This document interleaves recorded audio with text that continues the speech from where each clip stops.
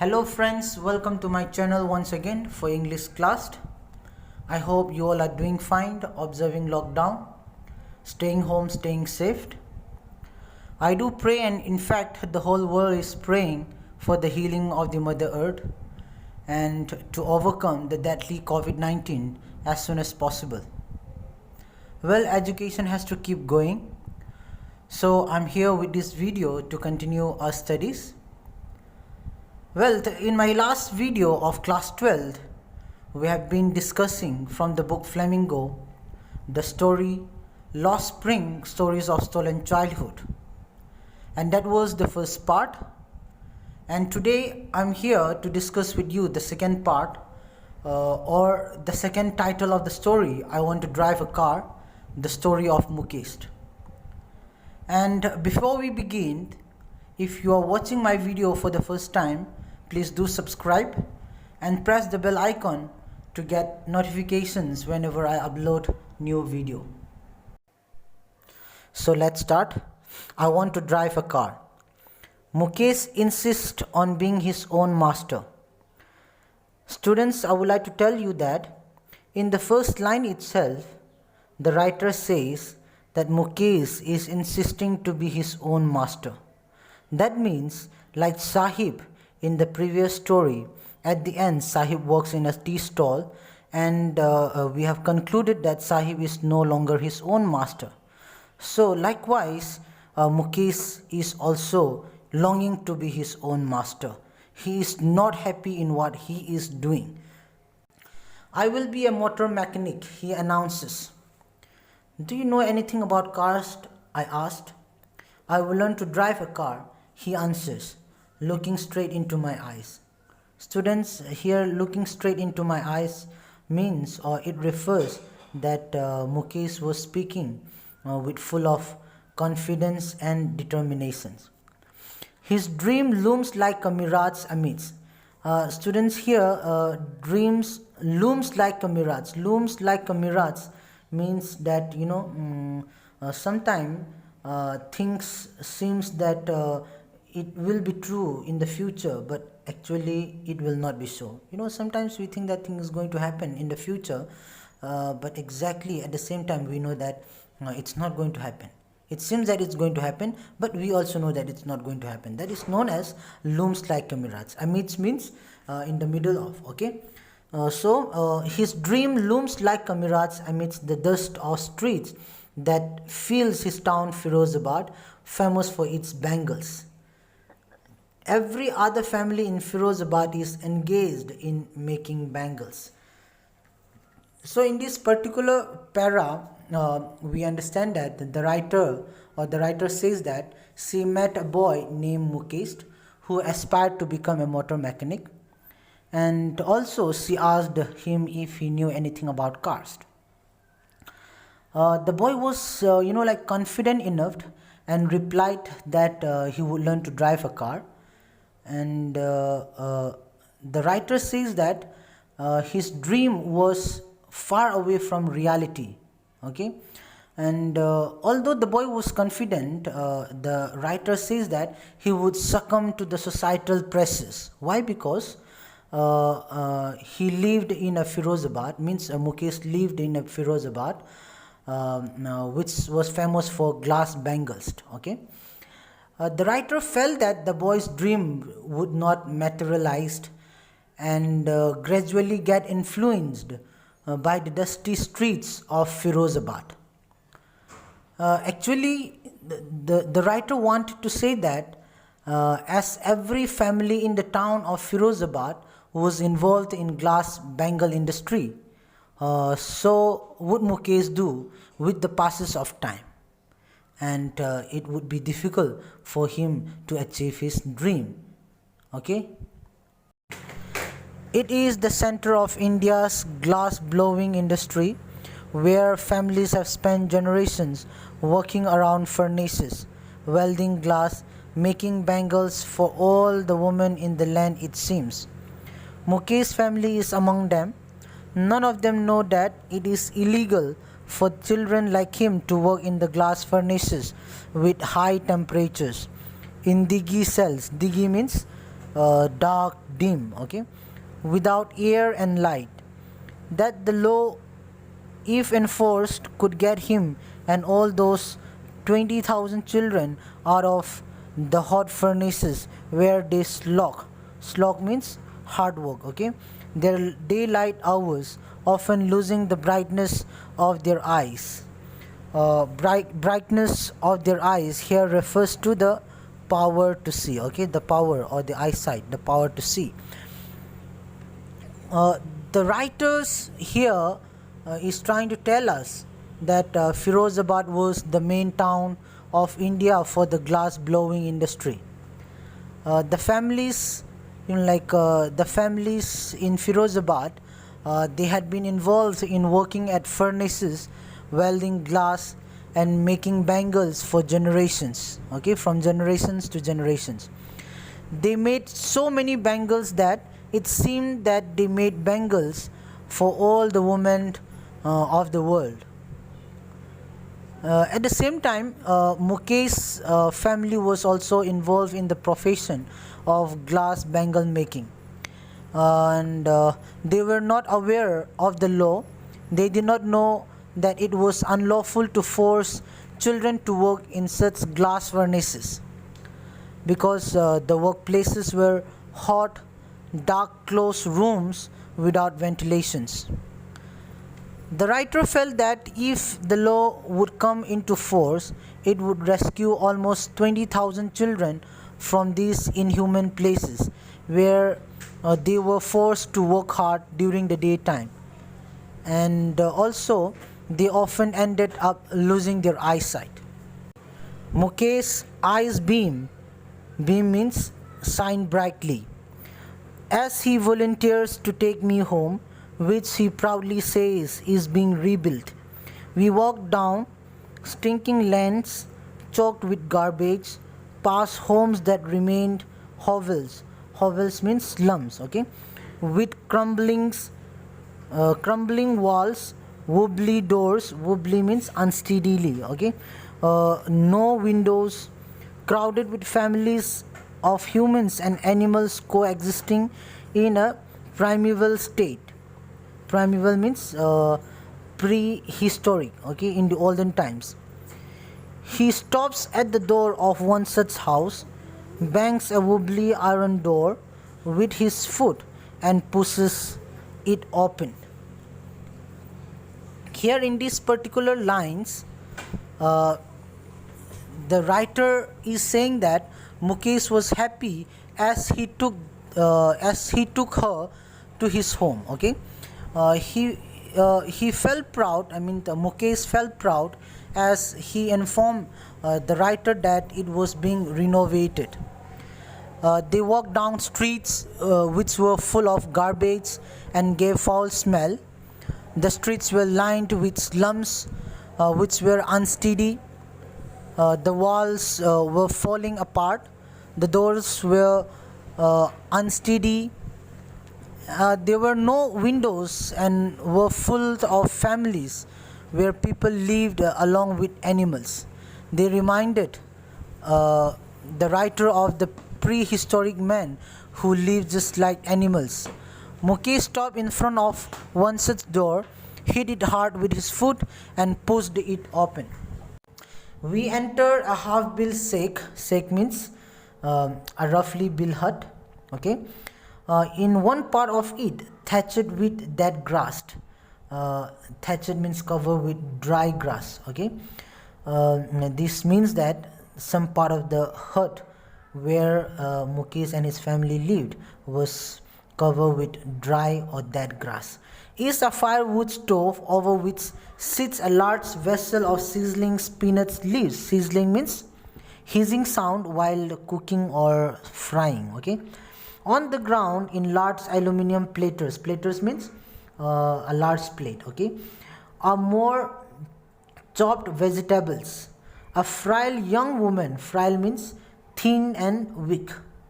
Very thin and very weak. Okay. A frail young woman is cooking the evening meal for the whole family. Through eyes filled with smoke, she smiles. She is the wife of Mukesh's elder brother. Here in these lines, the writer is saying that the house where Mukesh lived was partially constructed hut. In one corner, was a firewood stove, and a vessel with spinach leaf was kept on it. On the ground, there were more plates with chopped vegetables, and there were a thin and a weak young woman cooking the evening meal for the family. Her eyes were full of smoke emanating from the stove, but she was still cheerful and smiled to see the writer. She was the wife of Mukesh's elder brother. Not much older in years, she has begun to command respect as the Bahu, the daughter-in-law of the house, already in charge of 3 men, her husband, Mukesh, and their father. When the older man enters, she gently withdraws. Withdraws means goes back, okay, behind the broken wall, and brings her veil closer to her face. Veil means it is a piece of fine materials or a cloth worn by women to protect or hide their face. As custom demands, daughters-in-law must veil their faces before male elders.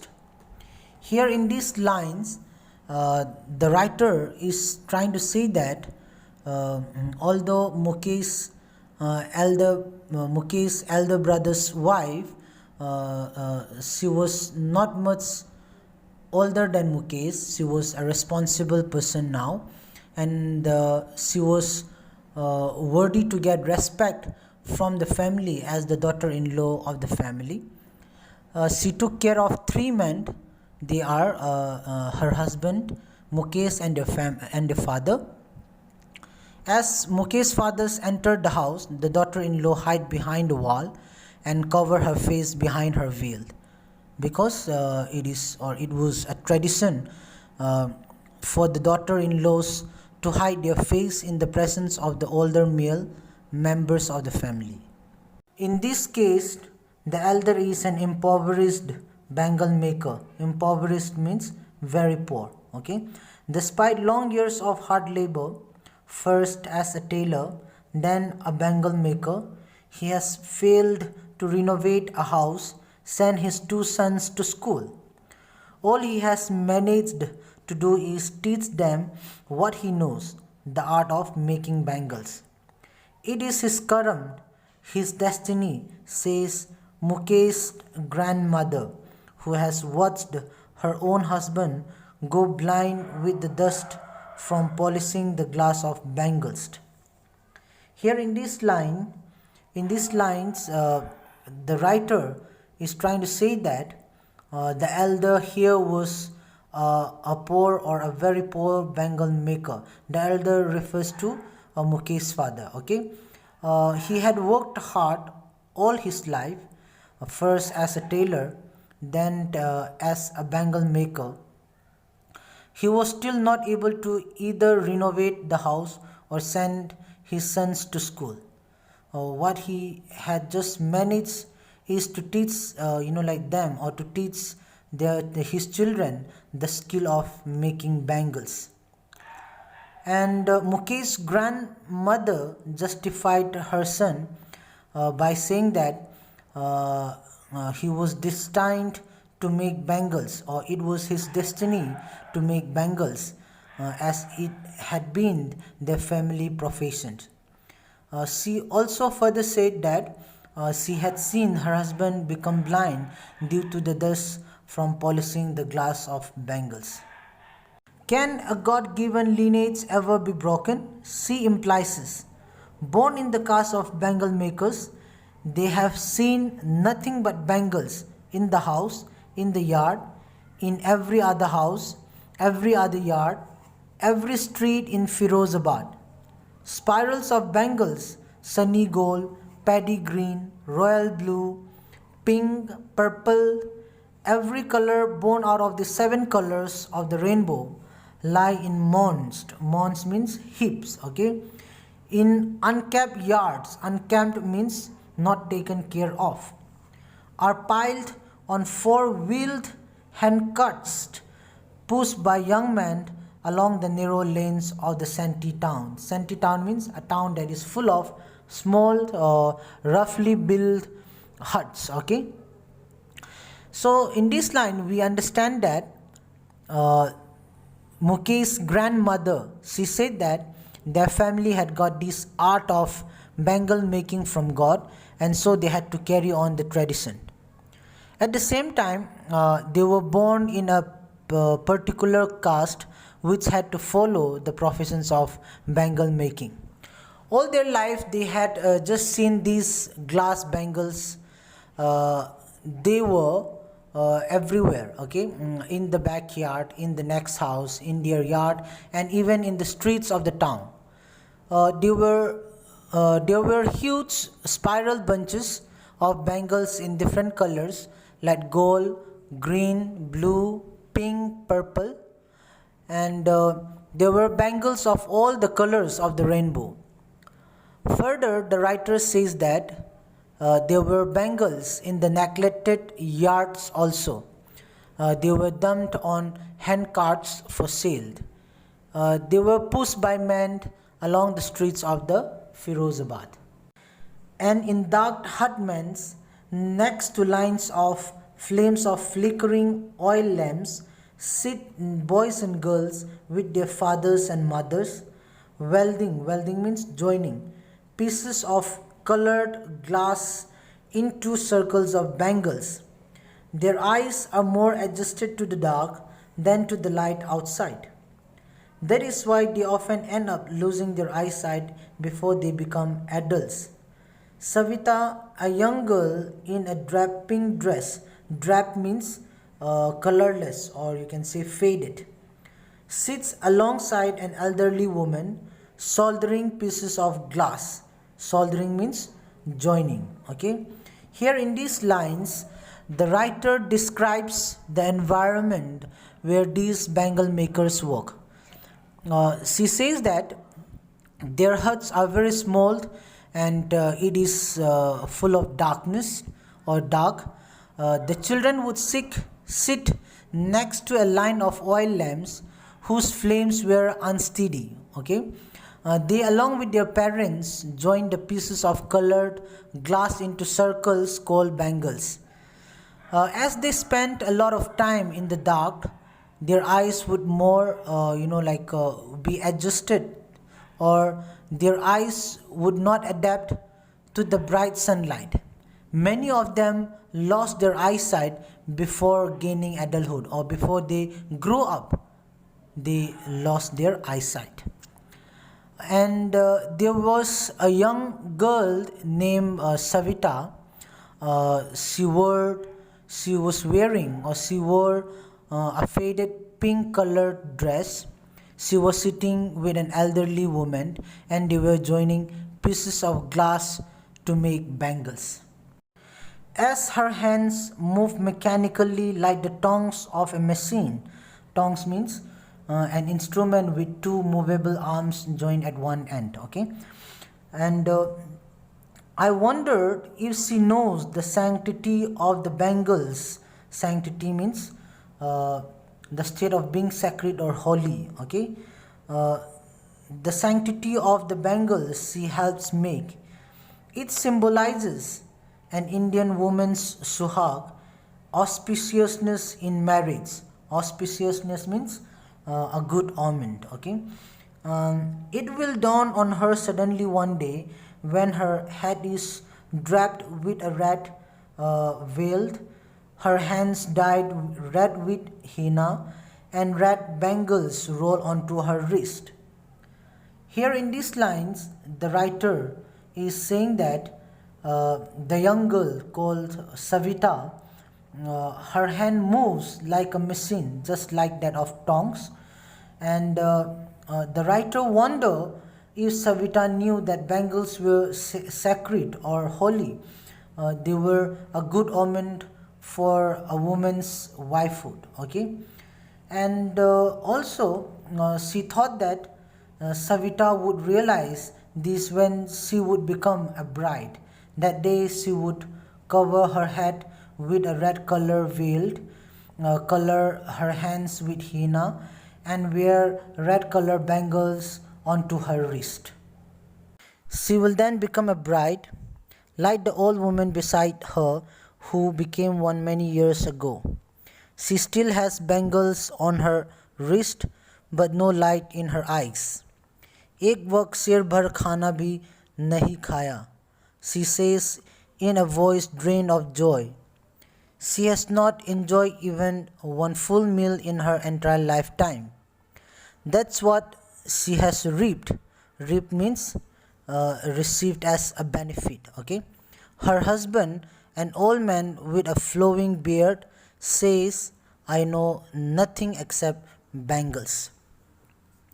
Here, the writer is saying that the elderly woman sitting next to Savita also became a bride many years ago. She was still wearing the glass bangles but had lost her eyesight now.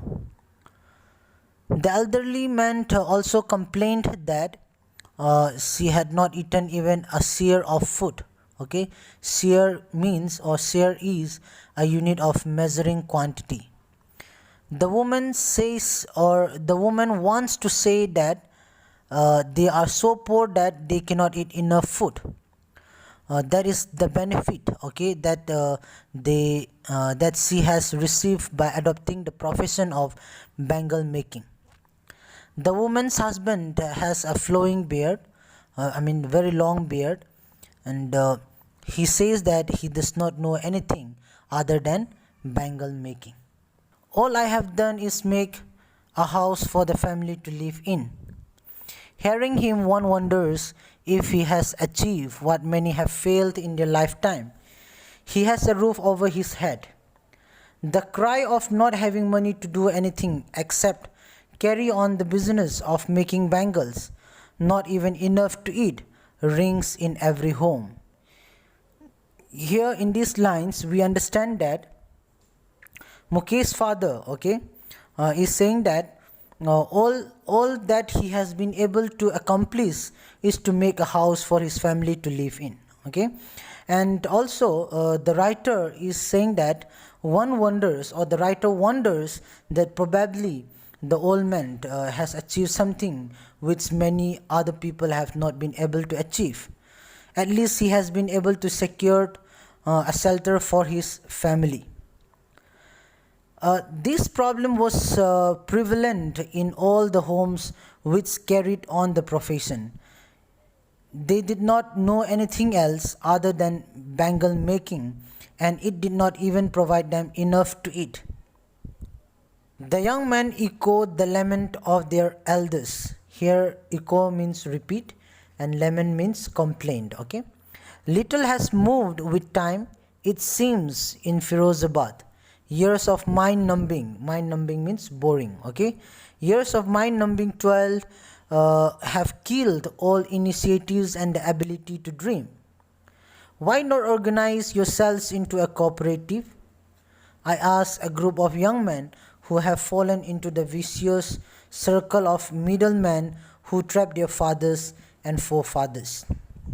Here, from these lines, we understand that the young men who had entered the traditional profession also had the same complaint, saying that with the passing of time, there was no improvement in their conditions. Okay, and as they had been doing hard work for countless number of years, and they did not have any ability to do something else or to dream of something else.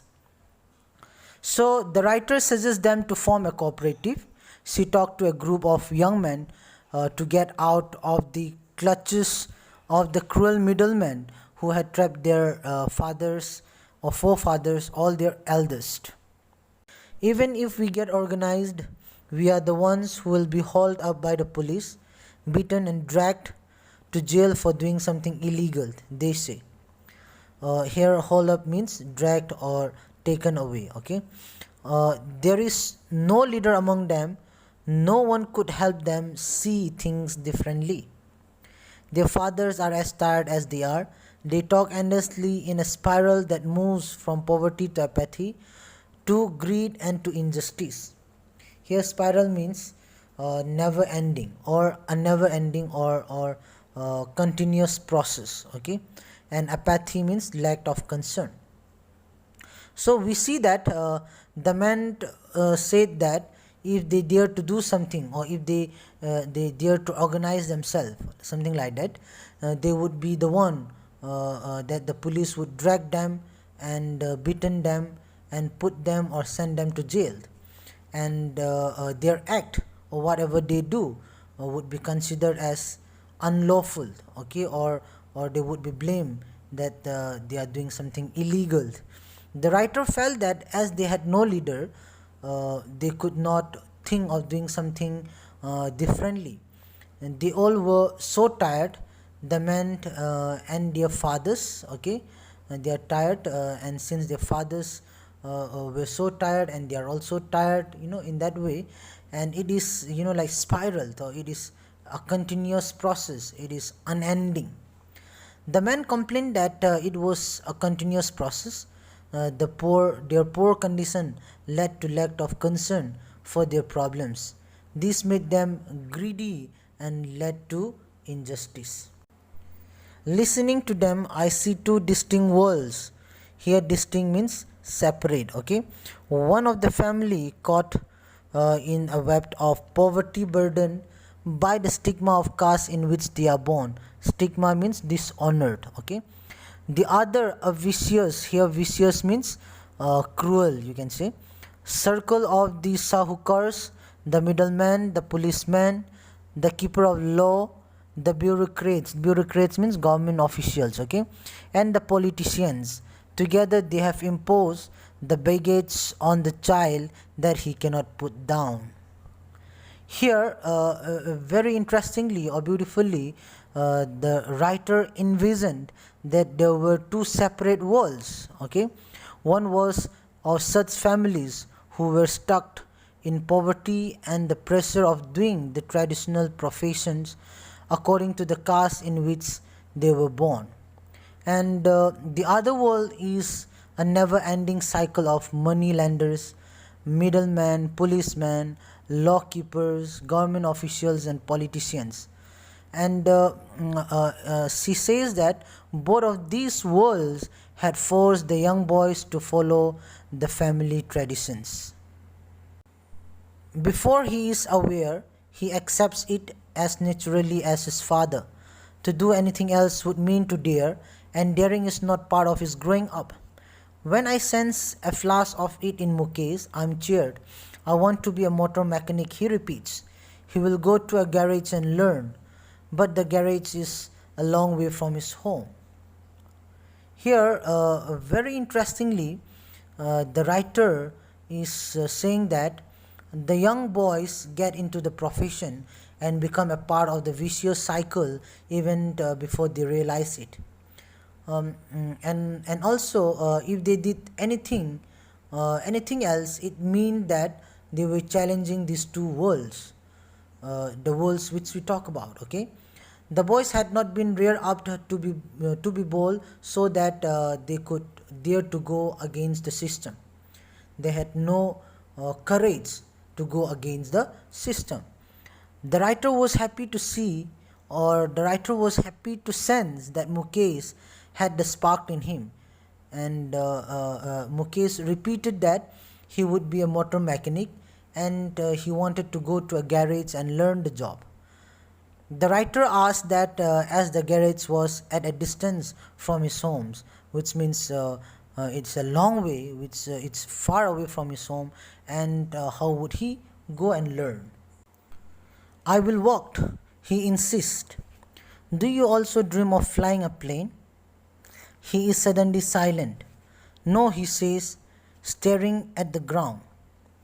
In his small murmur, there is an embarrassment that has not yet turned into regret. He is content to dream of cars that he sees hurling down the streets of his town.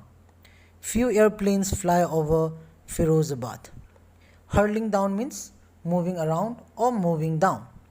Here in the last lines, we see that, or we understand that Mukesh insisted that he would walk up to the garage and learn. Okay, the writer asked him if he dreamed of flying planes.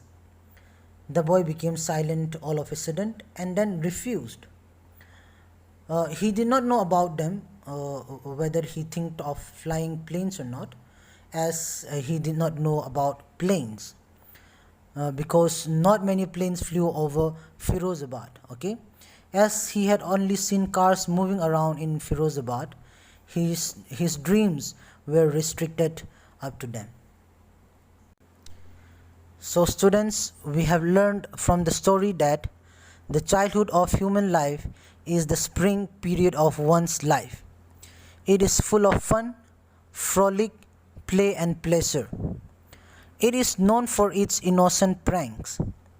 During this period, children are not aware of the tensions and stresses of life.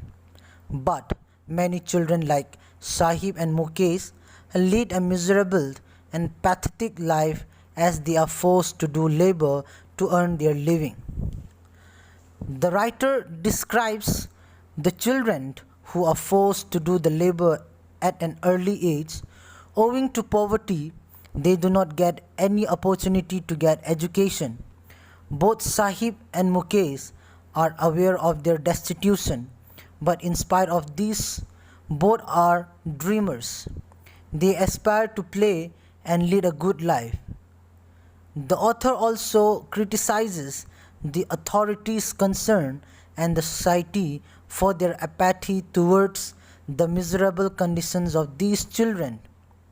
She urges the government to ameliorate the lot of the poor people. Students, that's all we can learn from the story Lost Spring, Stories of Stolen Childhood by Anis Jung. I hope you understand the lesson and like the video. Thank you. Stay home, stay safe.